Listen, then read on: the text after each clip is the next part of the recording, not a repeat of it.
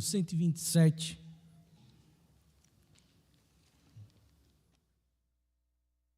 Salmo de número 127.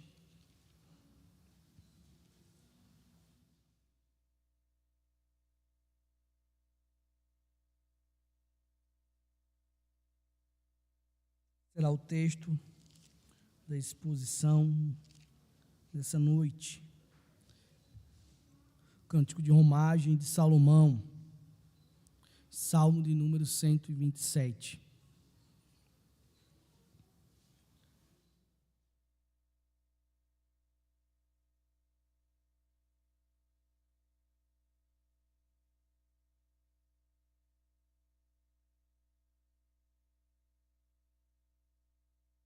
Antes da leitura do texto, vamos orar mais uma vez, agradecer a Deus, também pedir que Ele nos abençoe nesse momento. Santo e bondoso Deus, graças te damos, porque o Senhor tem sustentado o teu povo dia após dia. Tem dado a Deus o que comer, o que beber, o que vestir, teto para morar. Isso tudo é demonstração da misericórdia do Senhor para com pecadores igual a nós.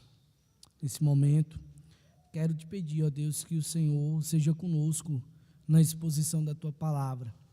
Nos ilumine por meio do teu Espírito Santo, para que possamos, ó Deus, entender e que a palavra venha, ó Deus, chegar aos nossos corações. Me capacite, ó Deus, como mensageiro do Senhor, ministro do Senhor, a também a expor a tua palavra com fidelidade, ó Deus, com verdade, e também, ó Deus, com amor.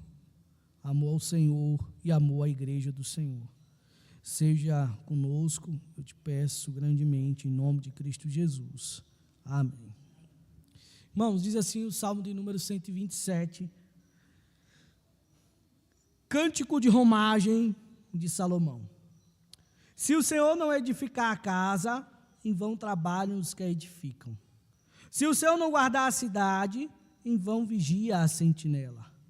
Inútil vos será levantar de madrugada, repousar à tarde, comer o pão que penosamente granjeastes.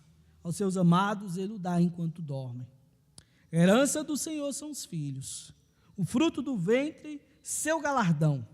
Como flechas na mão do guerreiro, assim os filhos da mocidade. Feliz o homem que enche deles a sua aljava. Não será envergonhado quando pleitear com os inimigos a porta. Amém. Meus irmãos, nós vivemos em uma cultura que valoriza o esforço ao máximo. Eles sempre querem que nós nos esforcemos cada vez mais.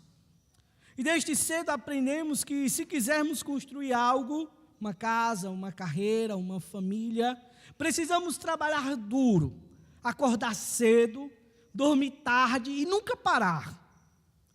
A mensagem que ouvimos o tempo todo é esta: tudo depende de você.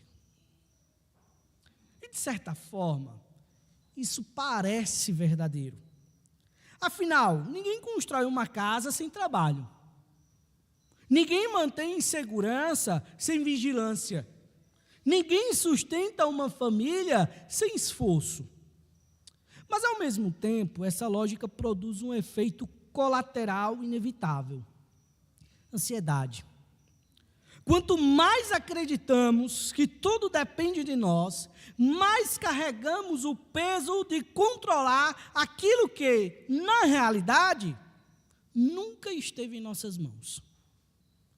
É exatamente nesse ponto que o Salmo 127 nos confronta. Ele não nega o valor do trabalho, nem incentiva a passividade, mas ele desmonta, melhor dizendo, uma ilusão profundamente enraizada no coração humano. A ideia de que somos autossuficientes. O Salmo nos leva a enxergar que há um fator decisivo em todas as áreas da vida humana, no trabalho, na segurança e na família, que está além do nosso controle. É a ação de Deus. É a ação de Deus que se encontra por trás de tudo isso. Se essa verdade foi ignorada, o resultado é uma vida marcada por um esforço vazio, inquietação constante, mas, se for abraçada, ela transforma completamente a maneira como vivemos. Trabalhamos, sim, mas com dependência. Planejamos, sim, mas com confiança. Descansamos porque sabemos que Deus continua agindo, mesmo quando não podemos agir. Assim, o Salmo 127 nos convida a responder a uma pergunta essencial na vida cristã: em quem, de fato, estamos confiando para construir a nossa vida? Em quem, de fato, estamos confiando para construir, para proteger a nossa casa, a nossa família, o nosso trabalho? Meus irmãos, entenda, a vida só tem estabilidade quando Deus é o fundamento. Fora dele, há esforço vão, vazio. Nele há descanso e bênção. Por isso quero falar com vocês nessa noite sobre a inutilidade da autossuficiência humana. E nós veremos primeiramente no versículo 1 a 2, onde veremos a dependência de Deus. E ele fala, o salmista, no versículo 1 a 2, o seguinte: lerei mais uma vez, peço que acompanhem atentamente. Se o Senhor não edificar a casa, em vão trabalham os que a edificam. Se o Senhor não guardar a cidade, em vão vigia a sentinela. Inútil vos será levantar de madrugada, repousar tarde, comer o pão que penosamente granjeastes. Aos seus amados ele o dá enquanto dorme. Os versículos 1 e 2 do Salmo 127 formam a base teológica de todo o Salmo, de todo esse Salmo, estabelecendo o princípio de que a ação humana, por si só, é insuficiente sem a intervenção divina, sem a intervenção soberana de Deus. O versículo 1 apresenta duas afirmações paralelas, que tratam de áreas fundamentais da vida. Primeiro, a construção, e segundo, a segurança. Ele diz: se o Senhor não edificar a casa, em vão trabalham os que a edificam. A casa aqui, meus irmãos, deve ser entendida de forma ampla. Não apenas um prédio, 4 paredes, mas a família em si. Pode se referir, por exemplo, a uma habitação literal? Pode. A uma casa, a blocos, ali uma construção, sim. Mas também, e talvez principalmente, a família.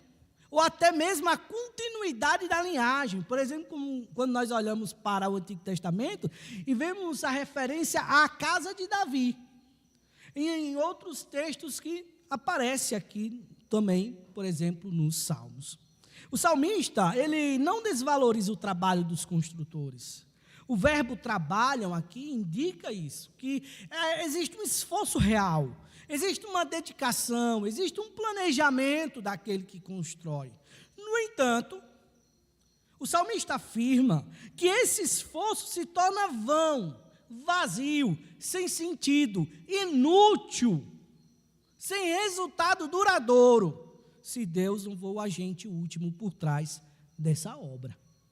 A construção humana, meus irmãos, desvinculada da bênção divina, carece de fundamento e permanência. A segunda linha, o mesmo que carrega, reforça até o mesmo princípio, em outro campo. Ele diz o seguinte: se o Senhor não guardar a cidade, em vão vigia a sentinela. E aqui o foco passa da edificação para a preservação. Já foi feita a edificação, a construção, e agora para a preservação, aquele que guarda a cidade. A cidade aqui representa a organização social, representa a estabilidade e segurança coletiva do povo. A sentinela, ela exerce uma função legítima, uma função necessária, uma função muito precisa. Ela vigia, ela protege, ela antecipa os perigos, ela tem que estar sempre preparado para quando o inimigo apontar, então já precaver os soldados para a guerra, para a batalha.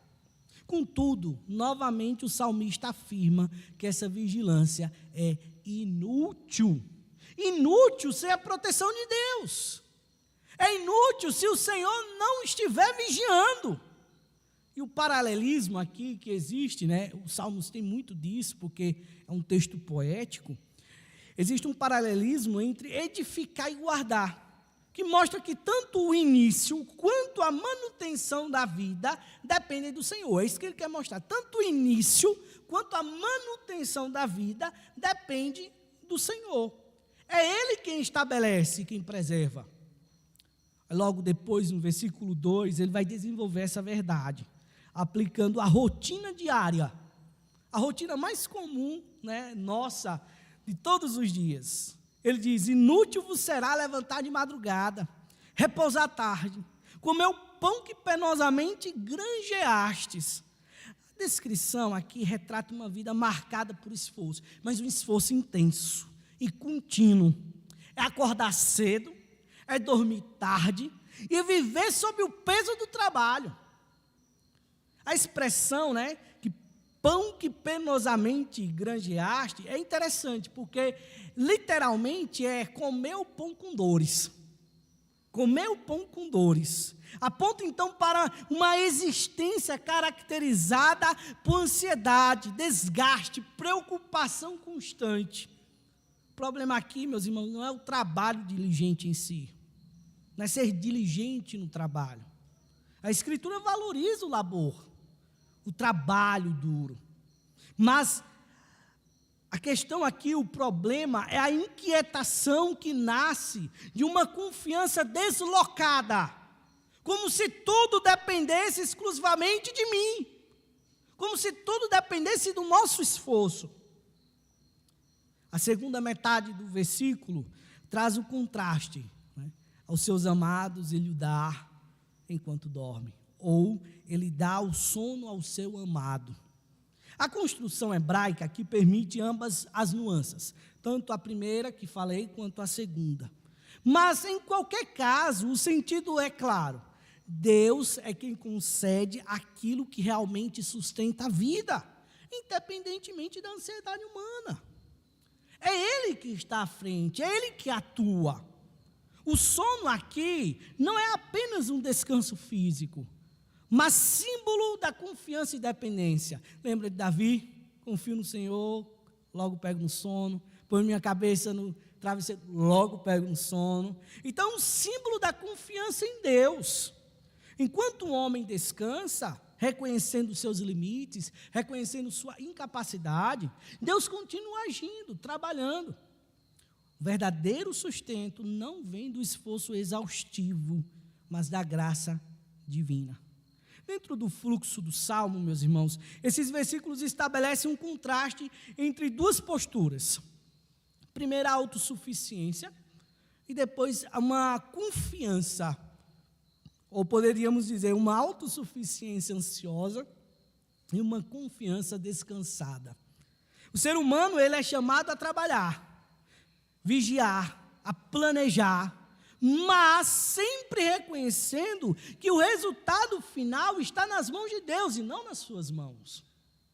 Essa verdade se encontra amplamente na Escritura. Por exemplo, em Provérbios, afirma-se que o coração do homem pode fazer planos, mas a resposta certa vem do Senhor. Provérbios 16, 1.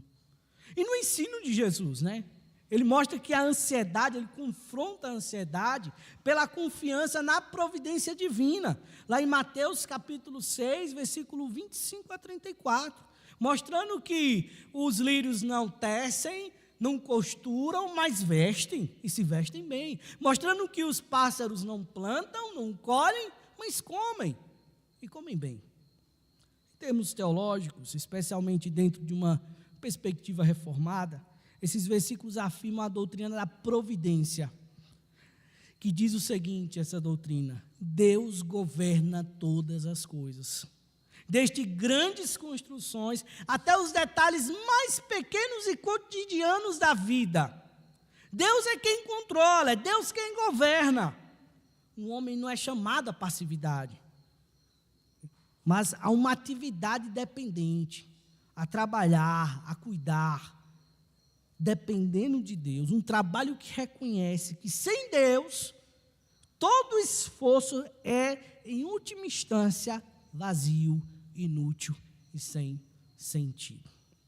Mas ele continua, porque logo depois ele vai falar no campo da família, de forma mais específica, mostrando a bênção da família. Ele vai dizer o seguinte, no versículo 3 a 5.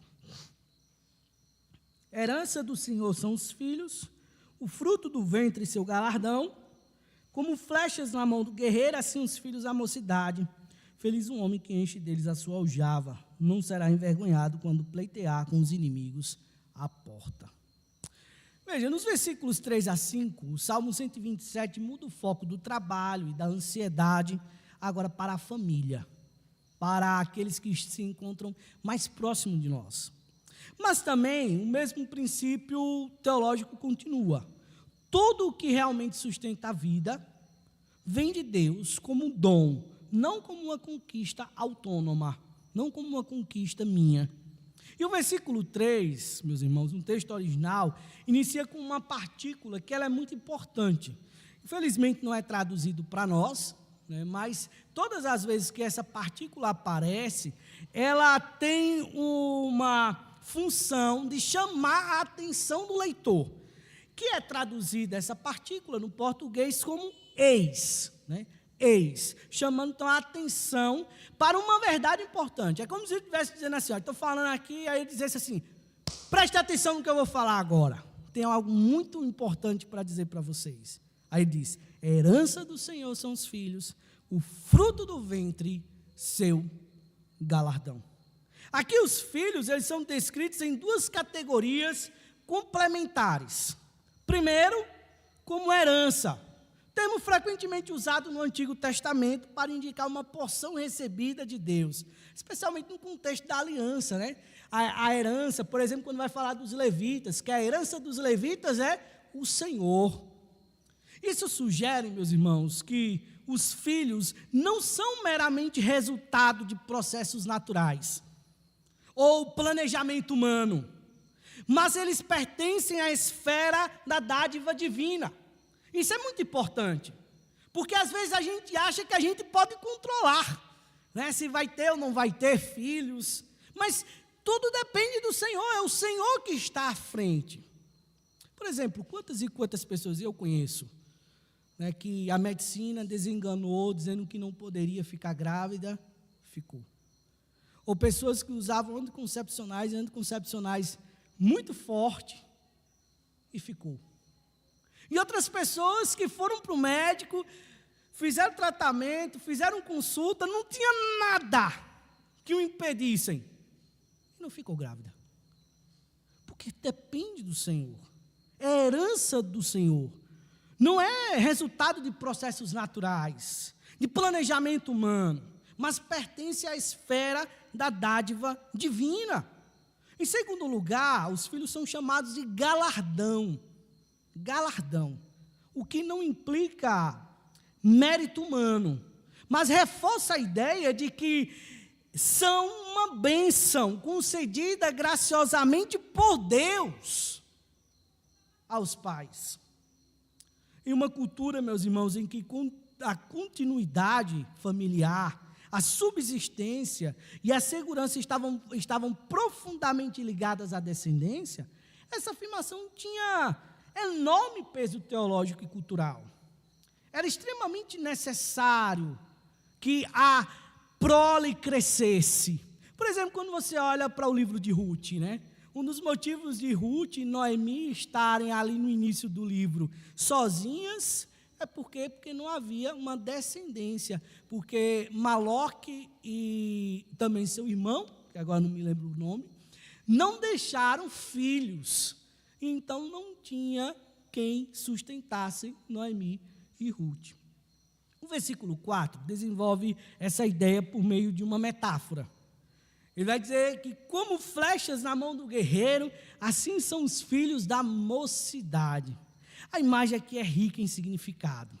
Flechas são instrumentos de defesa, são instrumentos de força.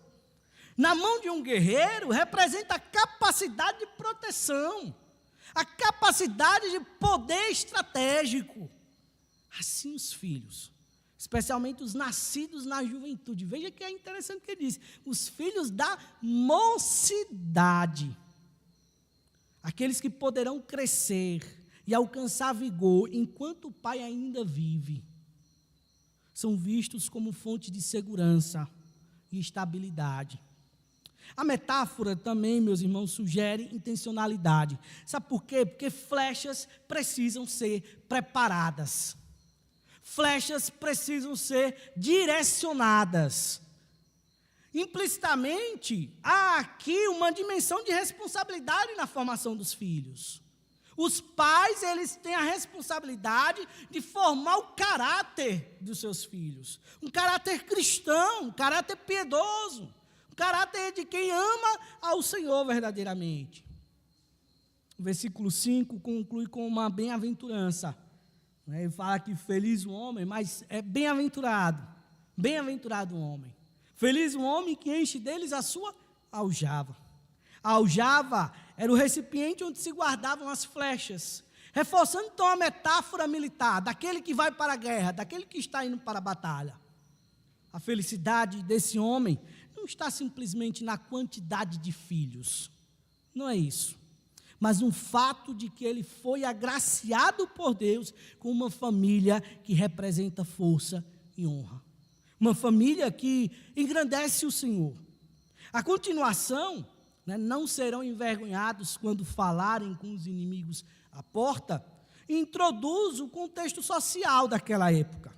A porta da cidade, aqui a porta não é a porta da casa, viu? Aqui é a porta da cidade.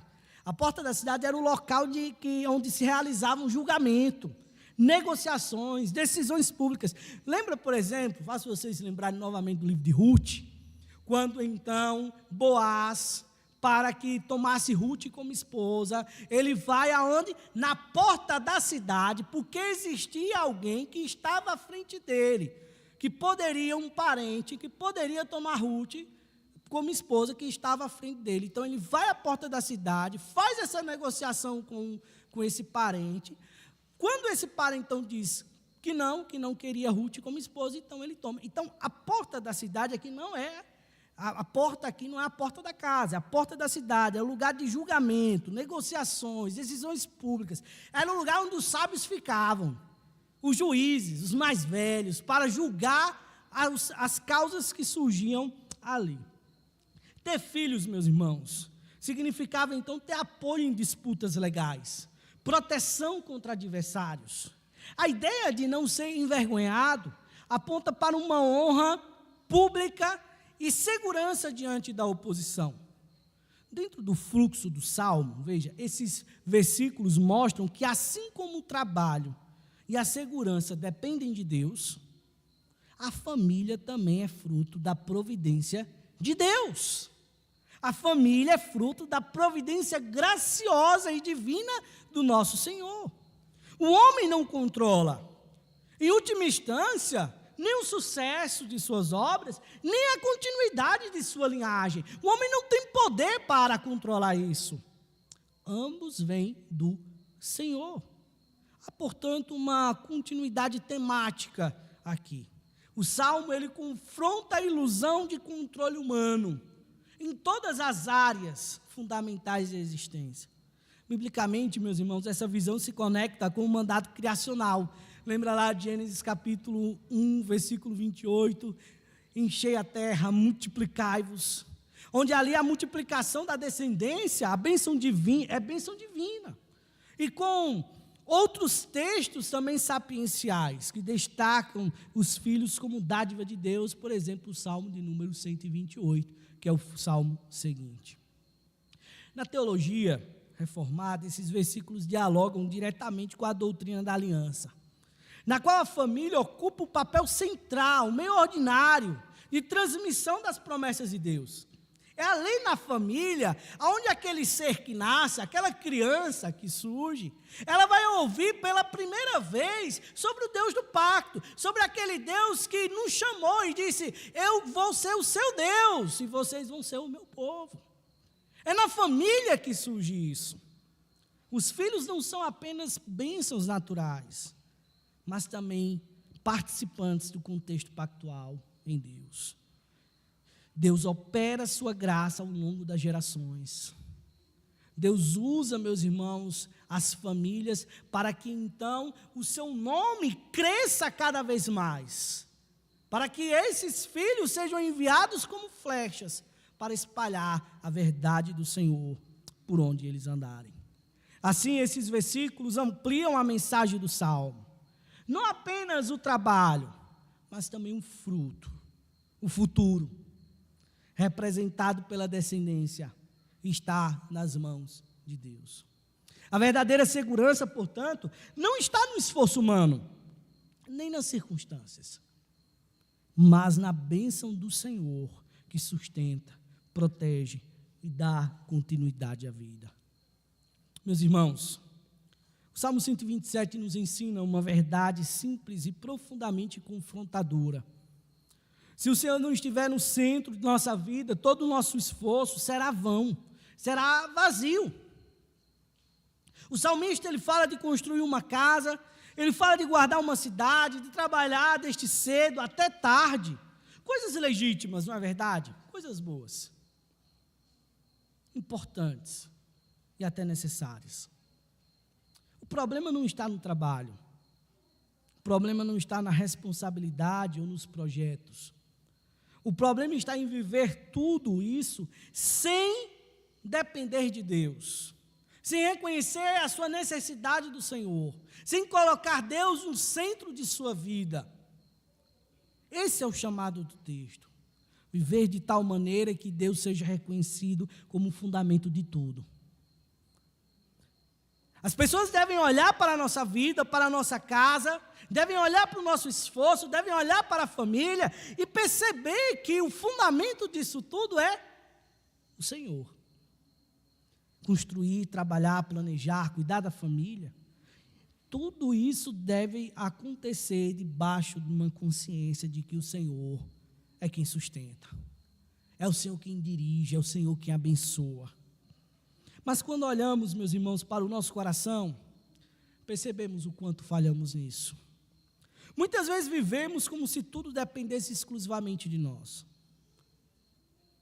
Trabalhamos excessivamente, nos preocupamos constantemente, carregamos um peso em nosso coração, aquela ansiedade que nos sufoca. E tentamos controlar resultados que não estão em nossas mãos. Buscamos segurança no esforço, estabilidade no desempenho e descanso apenas quando tudo parece resolvido. O Salmo expõe essa ilusão. Levantar cedo, dormir tarde, comer o pão que penosamente granjeastes, não garante paz. Sem Deus, até o descanso se torna inquieto. Sem Deus, até o descanso se torna cansativo. Sem Deus, até o sucesso se torna vazio. Até a prosperidade se torna maldição. Isso revela algo mais profundo, meus irmãos. Nosso coração tende à autossuficiência. Essa é a verdade. Queremos construir nossa própria segurança, garantir nosso próprio futuro e sustentar nossa própria vida. Confiamos mais no que fazemos do que no Deus que governa todas as coisas. E é exatamente aqui que o Evangelho nos alcança. Porque o Salmo 127 não está dizendo que devemos parar de agir. Ele não está dizendo, pare de trabalhar, pare de acordar cedo, dormir tarde. Não, ele não está dizendo isso. Mas ele está dizendo que precisamos reconhecer que Deus é quem realmente edifica, é quem realmente guarda, é quem realmente sustenta cada um de nós dia após dia. E essa verdade encontra sua expressão mais completa em Cristo. Jesus é o verdadeiro fundamento da casa. Ele é aquele que edifica o seu povo. Ele é o guardião que nunca dorme. Ele é aquele que na cruz realizou a obra que nós jamais poderíamos realizar por nossos próprios esforços. Enquanto nós tentávamos construir nossa própria justiça, falha, Ele construiu nossa salvação de forma perfeita. Por isso, descansar em Deus não é preguiça. Descansar em Deus é fé. É reconhecer que nossa vida não está sustentada apenas pelo que fazemos, mas pelo que Deus já fez em Cristo Jesus. Mas o Salmo não para na nossa tendência à autossuficiência no trabalho e na vida. Ele avança para uma segunda área igualmente sensível e muito importante: a forma como enxergamos a família, especialmente os filhos. O texto diz que os filhos são herança do Senhor, são recompensa que Ele concede. Isso confronta, meus irmãos, diretamente a maneira como muitas vezes pensamos. Em vez de enxergar filhos como dádiva, passamos a vê-los como um peso, um empecilho, uma responsabilidade excessiva, ou até um obstáculo para nossos próprios planos, para as nossas conquistas. Em uma cultura que valoriza produtividade, conforto, controle, filhos muitas vezes são tratados como algo opcional, ou até inconveniente. É isso mesmo. A pessoa tem um filho, 2, aí quando nasce o terceiro, diz: coitadinho, nasceu o terceiro. Percebe que mentalidade pecaminosa, corrupta. Filhos não são inconvenientes, eles são bênção de Deus. E o Salmo ele corrige essa visão. Ele nos lembra que os filhos não são um acidente, nem apenas um resultado biológico, são presente de Deus, meus irmãos. É isso que os filhos são. Isso muda completamente nossa perspectiva. Porque se eles são herança, então não nos pertencem de forma absoluta. Eles foram confiados a nós pelo próprio Deus. E se são recompensa, então devem ser recebidos com gratidão, com alegria, não com resistência. Ao mesmo tempo, o texto usa a imagem de flechas na mão do guerreiro. Isso nos ensina que filhos não são apenas presentes para serem admirados, mas responsabilidades para serem direcionadas. Uma flecha, ela não cumpre seu propósito se não for preparada, se não for lançada de forma correta. E aqui o Salmo nos confronta novamente. Porque muitas vezes, muitos falham nisso, justamente nesse ponto. Alguns negligenciam a formação espiritual de seus filhos, delegam a formação espiritual de seus filhos à igreja, não investem tempo com os seus filhos, não educam os seus filhos conforme o Senhor. Sim, eles investem, há um investimento. Por exemplo, as melhores escolas, se pudermos, os melhores livros, os melhores cursos, o melhor conforto que eles puderem ter. Oportunidades diversas que nós possamos pagar para eles. Mas deixam de lado o mais importante: o ensino da palavra, a oração em família e o exemplo de uma vida piedosa. Muitos filhos têm boa escola, roupa cara, viajam para lugares muito bonitos, podem ir naqueles parquezinhos caros, né, temáticos, mas falta o mais importante: falta Cristo.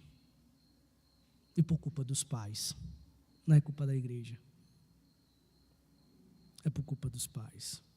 Um puritano, quer dizer, um puritano antigo, todos os puritanos foram antigos, né? Século XVI é muito tempo. Mas um puritano, em um dos seus sermões, não lembro se é o William Pex agora, ele vai falar o seguinte, ele vai vai fazer assim, aqueles que estão ouvindo ele, né, imaginar o último dia, a segunda vinda de Cristo. E ele diz o seguinte: imagine no dia da segunda vinda de Cristo, você e seus filhos. Você ser colocado à direita de Deus e seus filhos à esquerda. Você receber, né, ouvir do Senhor: vinde a mim, benditos do meu Pai, e seus filhos ouvirem: afastai-vos, pois eu não vos conheço. Agora imagine os seus filhos olhando para vocês e falando o seguinte: a culpa é de vocês também, porque vocês não pregaram a palavra para mim. A culpa é de vocês também, porque vocês me viram em pecado e não me repreenderam. É duro, não é, imaginar uma coisa dessa. Irmãos, a salvação dos filhos, ela não está nas mãos dos pais, não é isso que estou querendo dizer. Mas tem algo que depende dos pais aqui nesse momento. É o ensino da palavra, é a oração, é educar seus filhos na verdade. E isso vocês podem fazer. Salvá-los não, aí é com o Senhor. Mas educá-los conforme a Escritura, sim, está ao alcance de vocês. Ou será que vocês preferem que seus filhos vão para o inferno? Criar filhos segundo a vontade de Deus, meus irmãos, exige esforço, intencionalidade. Não é fácil. Você vai ter que matar sua carne, matar seu eu, matar sua vontade. Você vai ter que deixar ali aquele seu momentozinho que você poderia ter no Instagram, ou assistindo uma série, um filme, conversando com um colega, batendo um papo, para estar lendo as Escrituras para o seu filho, por exemplo.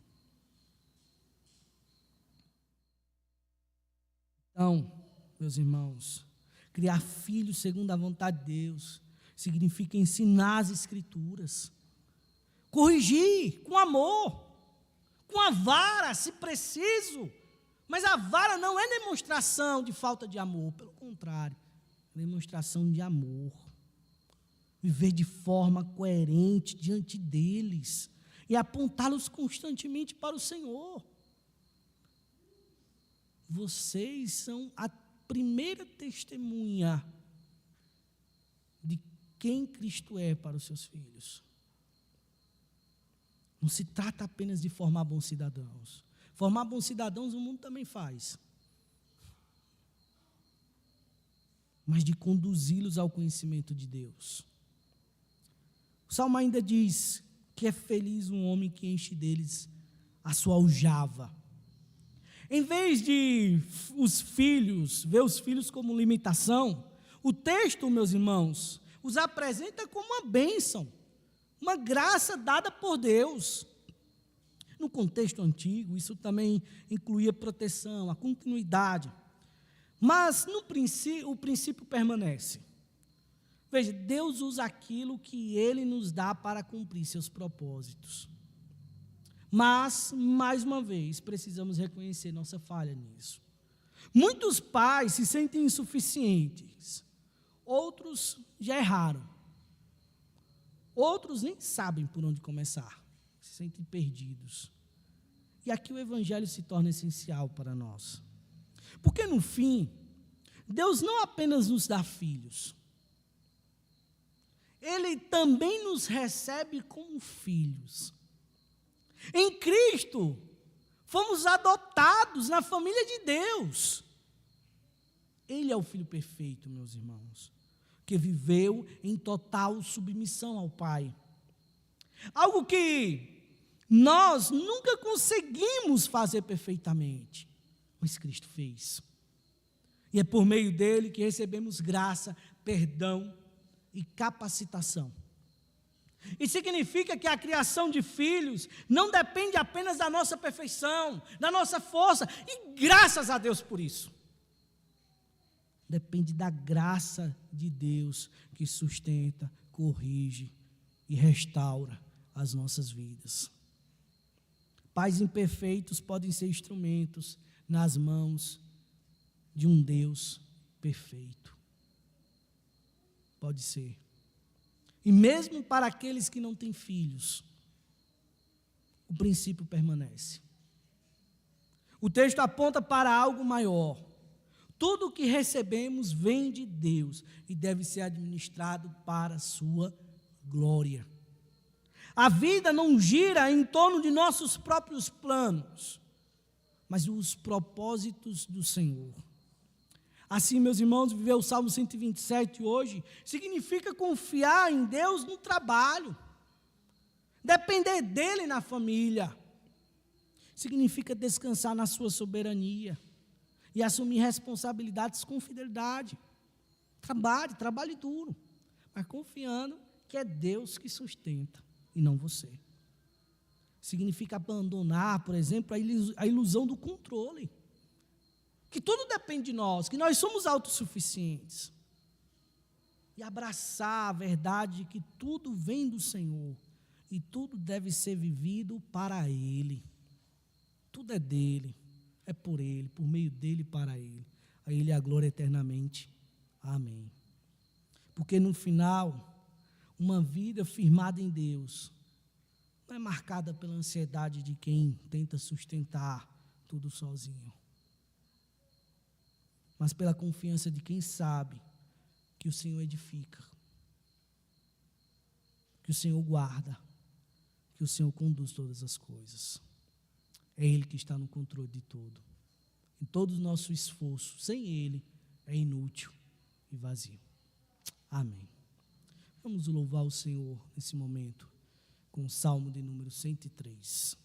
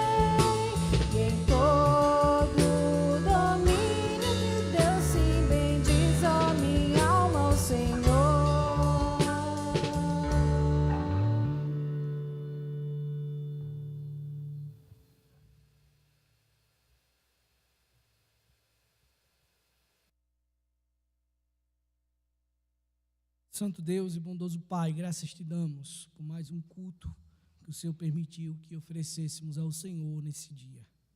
Como é bom, ó Deus, vir à feira da alma e sairmos com nossa alma preenchida, ó Deus, alimentada pela tua santa palavra para mais uma semana. Seja com o teu povo carece de tua bênção, o teu povo carece do Senhor. Abençoe, ó Pai, em suas lutas. Esteja, ó Deus, santificando o teu povo. Abençoe eles, ó Deus, em suas famílias, na criação de seus filhos. Os maridos, ó Deus, na liderança do seu lar. As mulheres, ó Deus, auxiliando os seus maridos, para que a glória do Senhor seja proclamada em nossas casas e também fora delas. Que o Senhor, ó Deus, seja com o teu povo, pois necessitamos de ti. Receber a bênção do Senhor, meus irmãos. Que a graça de nosso Senhor Jesus Cristo e o amor de Deus Pai e as doces consolações do Espírito Santo sejam sobre toda a igreja de Cristo, hoje e para todos sempre. Amém.